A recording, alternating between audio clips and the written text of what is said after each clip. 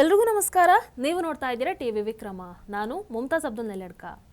ವೀಕ್ಷಕರೇ, 1000 ಕೋಟಿ ರೂಪಾಯಿ ಕೇಳ್ತಾ ಇದ್ದೀರಾ? 1000 ಕೋಟಿ ರೂಪಾಯಿ ಒಂದು ರಾಜ್ಯದ ಕಾರ್ಯಕರ್ತರು ಗಾಂಧಿ ಕುಟುಂಬಕ್ಕೆ ಹಣವನ್ನು ಸಂಗ್ರಹಿಸಬೇಕಂತೆ. ಎಷ್ಟು? 1 ಕೋಟಿ ರೂಪಾಯಿ. ಇದು ರಾಜಕೀಯನ ಅಥವಾ ಬೇರೆನಾದ್ರೂ ಕಥೆ ಇದೆಯಾ ಇದರಲ್ಲಿ? ತೆಲಂಗಾಣ ಮುಖ್ಯಮಂತ್ರಿ ರೇವಂತ್ ರೆಡ್ಡಿಯ 1000 ಕೋಟಿ ರೂಪಾಯಿಯ ಆ ಒಂದು ಸ್ಫೋಟಕ ಹೇಳಿಕೆ ಈಗ 1000 ಪ್ರಶ್ನೆಗಳಿಗೆ ದಾರಿಯಂತೂ ಮಾಡಿಕೊಟ್ಟಿದೆ. ಮೊದಲು రేవంత్ రెడ్డి ఏం ಹೇಳಿದ್ದಾರೆ కేಳಿస్ಕೊಂಡು బన్నీ. గాంధీ కుటుంబానికి డబ్బులు ఒక లెక్కన, నిజంగానే వాళ్ళకి డబ్బులు కావాలనుకుంటే తలా ఓ చెయ్యి వేస్తే తెలంగాణ నుంచి ఒక 1000 కోట్లు పోగేసి ఇవ్వగలిగిన శక్తి ఈ రోజు కాంగ్రెస్ పార్టీలకు ఉన్నది. ತೆಲಂಗಾಣದ ಕಾಂಗ್ರೆಸ್ ಕಾರ್ಯಕರ್ತರು ಬೇಕಾದ್ರೆ ಗಾಂಧಿ ಕುಟುಂಬಕ್ಕೆ 1000 ಕೋಟಿ ರೂಪಾಯಿ ಕೂಡ ಸಂಗ್ರಹಿಸಿಕೊಡ್ತಾರೆ. 1000 ಕೋಟಿ ಯಾಕೆ? ಗಾಂಧಿ ಕುಟುಂಬಕ್ಕೆ ಅಷ್ಟು ಹಣ ಯಾಕೆ ಬೇಕು? ಅವರೇನು ಬಡವರ ಅಥವಾ ಅವರಿಗೆ ಹಣಕ್ಕೆ ಬರ ಇದೆಯಾ? ಇದೇ ರೇವಂತ್ రెడ్డి ఈ ಹಿಂದೆ ಏನು ಹೇಳಿದ್ರು ಗೊತ್ತಾ? ಕೇಳಿಸ್ಕೊಳ್ಳಿ. నన్ను కోసినా కూడా 18,500 కోట్ల రూపాయల కంటే ఎక్కువ ఆదాయం లేదు. ఏం చేస్తారా నన్ను చెప్పురు ఉద్యోగ సంఘాల నాయకులను అడుగుతున్నా, ఏం చేస్తారు? నన్ను కోసుకుంటే తింటారా? వండుకొని తింటారా? ఏం చేస్తారు? లేదు, ఉన్నదే 18,500 కోట్లు. ఎట్లా వంచుదామో చెప్పండి. గాంధీ కుటుంబానికి డబ్బులు ఒక లెక్కన, నిజంగానే వాళ్ళకి డబ్బులు కావాలనుకుంటే తలా ఓ చెయ్యి వేస్తే తెలంగాణ నుంచి ఒక 1000 కోట్లు పోగేసి ఇవ్వగలిగిన శక్తి ఈ రోజు కాంగ్రెస్ పార్టీలకు ఉన్నది.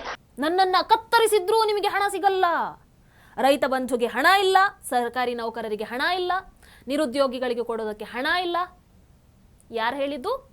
ಇದೇ ತೆಲಂಗಾಣ ಮುಖ್ಯಮಂತ್ರಿ ರೇವಂತ್ ರೆಡ್ಡಿ. ಆದರೆ ಇವತ್ತು ಅದೇ ರೇವಂತ್ ರೆಡ್ಡಿ ಹೆಮ್ಮೆಯಿಂದ ಹೇಳ್ತಾ ಇದ್ದಾರೆ, ತೆಲಂಗಾಣದಿಂದ 1000 ಕೋಟಿ ರೂಪಾಯಿ ಗಾಂಧಿ ಕುಟುಂಬಕ್ಕೆ ಕಳಿಸಿಕೊಡ್ತೀವಿ ಅಂತ. ರಾಜ್ಯಕ್ಕೆ ಸಾಲ ತೀರಿಸೋದಕ್ಕೆ ಹಣ ಇಲ್ಲ, ಮೂಲಭೂತ ಸೌಕರ್ಯಕ್ಕೂ ಹಣ ಇಲ್ಲ. ಯಾರು ಹೇಳ್ತಾ ಇರುವಂಥದ್ದು? ತೆಲಂಗಾಣ ಮುಖ್ಯಮಂತ್ರಿ ರೇವಂತ್ ರೆಡ್ಡಿ. ಆದ್ರೆ ಇವತ್ತು ಅದೇ ಮುಖ್ಯಮಂತ್ರಿ, ಅದೇ ರೇವಂತ್ ರೆಡ್ಡಿ ಹೆಮ್ಮೆಯಿಂದ ಹೇಳ್ತಾ ಇದ್ದಾರೆ, ತೆಲಂಗಾಣ ಕಾಂಗ್ರೆಸ್ ಹತ್ರ ಪಕ್ಷಕ್ಕೆ ಕಳಿಸ್ಕೊಡೋದಕ್ಕೆ, ಗಾಂಧಿ ಕುಟುಂಬಕ್ಕೆ ಕಳುಹಿಸಿಕೊಡೋದಕ್ಕೆ 1000 ಕೋಟಿ ರೂಪಾಯಿ ಸಂಗ್ರಹಿಸುವಂತ ಸಾಮರ್ಥ್ಯ ಇದೆ ಅಂತ. ರೈತರಿಗೆ ಹಣ ಇಲ್ಲ ಅಂತ ಹೇಳ್ತಾರೆ, ವಿದ್ಯಾರ್ಥಿಗಳಿಗೆ ಕೊಡೋದಕ್ಕೆ ಹಣ ಇಲ್ಲ ಅಂತ ಹೇಳ್ತಾರೆ, ಮಹಿಳೆಯರಿಗೆ ಹಣ ಇಲ್ಲ, ಸರ್ಕಾರಿ ನೌಕರರಿಗೆ ಹಣ ಇಲ್ಲ, ಪಿಂಚಣಿದಾರರಿಗೆ ಕೂಡ ಕೊಡೋದಕ್ಕೆ ಹಣ ಇಲ್ಲ.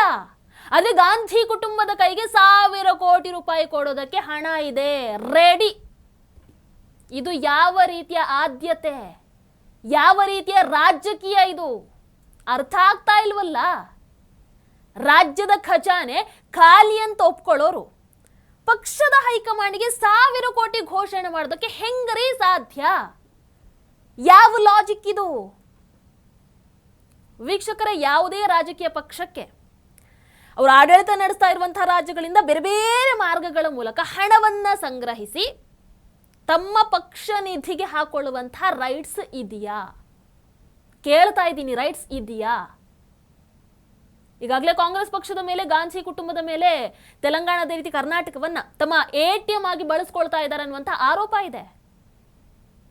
ಇಲ್ಲಿ ರೇವಂತ್ ರೆಡ್ಡಿ ಹೇಳಿಕೆ ಸಾಮಾನ್ಯದ್ದು ಅಂತ ಅಂದುಕೊಳ್ಬೇಡಿ. ಯಾಕಂದ್ರೆ ಕಳೆದ ಕೆಲವು ವರ್ಷಗಳಿಂದ ಕಾಂಗ್ರೆಸ್ ಪಕ್ಷದ ಮೇಲೆ ಇಂತಹ ಆರೋಪಗಳು ಮತ್ತೆ ಮತ್ತೆ ಮತ್ತೆ ಮತ್ತೆ ಬರ್ತಾನೆ ಇದೆ.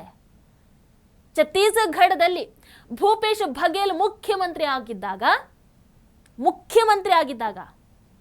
ಕಾಂಗ್ರೆಸ್ ಛತ್ತೀಸ್ಗಢವನ್ನ ATM ಮಾಡ್ಕೊಂಡಿದೆ ಅನ್ನುವಂಥ ಆರೋಪ ಕೇಳಿಬಂದಿತ್ತು. ಇನ್ನು 2019ರಲ್ಲಿ ಮಧ್ಯಪ್ರದೇಶದಲ್ಲಿ ಕಮಲನಾಥ್ ಮುಖ್ಯಮಂತ್ರಿ ಆಗಿದ್ದಂತಹ ಸಂದರ್ಭದಲ್ಲಿ ಆತನ ಮಾಜಿ OSD ಅಂದ್ರೆ ಆಫೀಸರ್ ಆನ್ ಸ್ಪೆಷಲ್ ಡ್ಯೂಟಿ ಅವರನ್ನ ಸೇರಿದ ಹಾಗೆ ಅವರ ಒಂದಷ್ಟು ಕ್ಲೋಸ್ ಇರೋರ ಮೇಲೆ ದಾಳಿ ಆಗತ್ತೆ. ಆಗ ಕೋಟ್ಯಾಂತರ ರೂಪಾಯಿ ಹಣ ಜಪ್ತಿ ಮಾಡಲಾಗತ್ತೆ. ಆಗ ಅವ್ರು ಏನು ಹೇಳಿದ್ರು ಗೊತ್ತಾ? ಇದು ಏನಿಲ್ಲಪ್ಪ, ಇದು ಪಕ್ಷಕ್ಕೋಸ್ಕರ ಕಲೆಕ್ಟ್ ಮಾಡಿದ್ದು, ಫಂಡ್ ರೈಸ್ ಮಾಡಿದ್ದು ಪಕ್ಷಕ್ಕೋಸ್ಕರ ಹಂಗೆ ಹೇಳ್ತಾರೆ. ಇದು ಬಿಟ್ಟರೆ ಇತ್ತೀಚಿನ ಉದಾಹರಣೆ ತಗೊಳ್ಳಿ. ಪಂಜಾಬ್ನ ಕಾಂಗ್ರೆಸ್ ಮಾಜಿ ಅಧ್ಯಕ್ಷ ನವಜೋತ್ ಸಿಂಗ್ ಸಿಧು ಅವರ ಪತ್ನಿ ನವಜೋತ್ ಕೌರ್ ಸಿಧು ಒಂದು ಸ್ಫೋಟಕ ಹೇಳಿಕೆಯನ್ನು ಕೊಡ್ತಾರೆ. 500 ಕೋಟಿ ಹಣವನ್ನ ಯಾರು ಗಾಂಧಿ ಕುಟುಂಬಕ್ಕೆ ಒಪ್ಪಿಸ್ತಾರೋ ಅವರು ಮಾತ್ರ ಮುಖ್ಯಮಂತ್ರಿ ಆಗ್ತಾರೆ. ಎಷ್ಟು? 500 ಕೋಟಿ ಕೊಟ್ರೆ ಕಾಂಗ್ರೆಸ್ಸಲ್ಲಿ ಮುಖ್ಯಮಂತ್ರಿ ಆಗ್ಬಹುದು. ಯಾರ ಕೈಗೆ ಕೊಡಬೇಕು? ಗಾಂಧಿ ಕುಟುಂಬಕ್ಕೆ. ಇನ್ನು ಬಿಹಾರ ಚುನಾವಣೆಯಲ್ಲೂ ಕೂಡ ಅಷ್ಟೇ ಟಿಕೆಟ್ ಮಾರಾಟದ ಆರೋಪಗಳು ಆಗಾಗ ಕೇಳಿ ಬರ್ತಾ ಇದ್ವು. ಛತ್ತೀಸ್ಗಢದಲ್ಲಿ ಕಾಂಗ್ರೆಸ್ ಸರ್ಕಾರ ಇದ್ದಾಗಲೂ ಇದೇ ಆರೋಪ, ಮಧ್ಯಪ್ರದೇಶದಲ್ಲಿ ಕಾಂಗ್ರೆಸ್ ಸರ್ಕಾರ ಇದ್ದಾಗಲೂ ಇದೇ ಪರಿಸ್ಥಿತಿ, ಈಗ ಕರ್ನಾಟಕದಲ್ಲೂ ಇದೇ ಆರೋಪ, ತೆಲಂಗಾಣದ ವಿಚಾರದಲ್ಲೂ ಕೂಡ ಇದೇ ಆರೋಪ ಕೇಳಿ ಬರ್ತಾ ಇರುವಂಥದ್ದು. ಹಾಗಾಗಿ ಬಹಳಷ್ಟು ಉದಾಹರಣೆಗಳನ್ನು ನೋಡಿದಾಗ ಕಾಂಗ್ರೆಸ್ ಎಲ್ಲಿ ತನ್ನ ಸರ್ಕಾರವನ್ನ ರಚನೆ ಮಾಡಿಕೊಂಡಿದ್ಯೋ ಆ ಎಲ್ಲ ರಾಜ್ಯಗಳನ್ನು ತನ್ನ ಪಕ್ಷದ ATM ಆಗಿ ಮಾಡಿಕೊಳ್ಳುತ್ತೆ. ಕನ್ಫರ್ಮ್ ಆಯ್ತಲ್ವಾ? ಪ್ರಧಾನಿ ಮೋದಿಜಿ ಕೂಡ ತಮ್ಮ ಭಾಷಣದಲ್ಲಿ ಒಂದು ಬಾರಿ ಹೇಳಿದ್ರು, ಕಾಂಗ್ರೆಸ್ ತೆಲಂಗಾಣವನ್ನ ATM ಮಾಡಿಕೊಂಡಿದೆ ಅಂತ. ಮಾಡಿಕೊಂಡಿದೆ.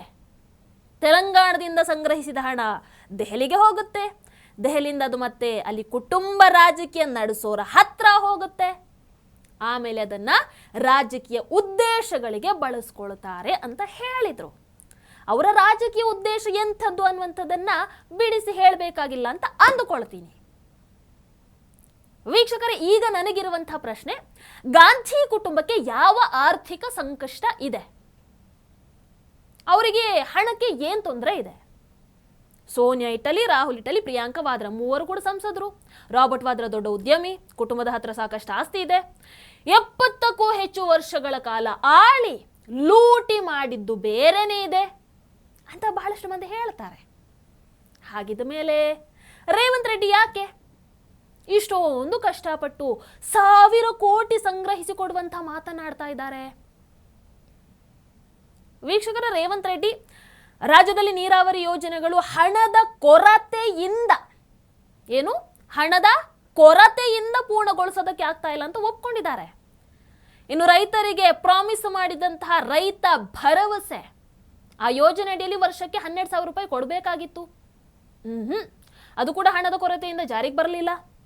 ರೈತರು ಪ್ರತಿಭಟನೆ ನಡೆಸೋದಕ್ಕೆ ಹೊರಟಿದ್ದಾರೆ. ರೇವಂತ್ ರೆಡ್ಡಿ ನೋಡಿದ್ರೆ ಗಾಂಧಿ ಕುಟುಂಬಕ್ಕೆ 1000 ಕೋಟಿ ಕೊಡೋದಕ್ಕೆ ಹೊರಟಿದ್ದಾರೆ. ಹಾಗಾಗಿ ಸಾಲ ತೀರಿಸೋದಕ್ಕೆ ಹಣ ಇಲ್ಲ ಅಂತಂದ್ರೂ ಪರವಾಗಿಲ್ಲ, ರಸ್ತೆ, ನೀರು, ವಿದ್ಯುತ್ ಯೋಜನೆಗಳಿಗೆ ಹಣ ಇಲ್ಲ ಅಂತಂದ್ರೂ ಪರವಾಗಿಲ್ಲ. ಕಾಂಗ್ರೆಸ್ನ ರಾಜ್ಯ ಸರ್ಕಾರಗಳ ಮೊದಲ ಗುರಿ ಗಾಂಧಿ ಕುಟುಂಬದ ಆರ್ಥಿಕ ಸ್ಥಿತಿಯನ್ನ ಬಲಪಡಿಸೋದು. ಹೌದಾ? ಕೇಳ್ತಾ ಇದ್ದೀನಿ, ಹೌದಾ? ಗಾಂಧಿ ಕುಟುಂಬದ ಜೇಬು ತುಂಬಿಸೋದ ನಿಮ್ಮ ಮೊದಲ ಗುರಿ? ಕೇಳ್ತಾ ಇದ್ದೀನಿ. ಜನರ ಅಭಿವೃದ್ಧಿಗೆ ಹಣ ಇಲ್ಲ ಅಂತೆ, ಪಕ್ಷದ ಹೈಕಮಾಂಡಿಗೆ ಕೋಟಿ ಕೋಟಿ ರೂಪಾಯಿ ಸಿದ್ಧ ಅಂತೆ. ಇದಕ್ಕ ಕಾಂಗ್ರೆಸ್ನಲ್ಲಿರುವಂಥವರನ್ನ ಗಾಂಧಿ ಕುಟುಂಬದ ಗುಲಾಮರು ಅಂತ ಕರೆಯೋದು? ಹೌದಾ? ರೇವಂತ್ ರೆಡ್ಡಿ ಅವರ ಈ ಹೇಳಿಕೆ ಬಗ್ಗೆ ನಿಮ್ಮ ಅಭಿಪ್ರಾಯನು ಕಮೆಂಟ್ ಮಾಡಿ. ಟಿವಿ ವಿಕ್ರಮ, ದೇಶ ನಿಮ್ಮ ಕೈಯಲ್ಲಿ.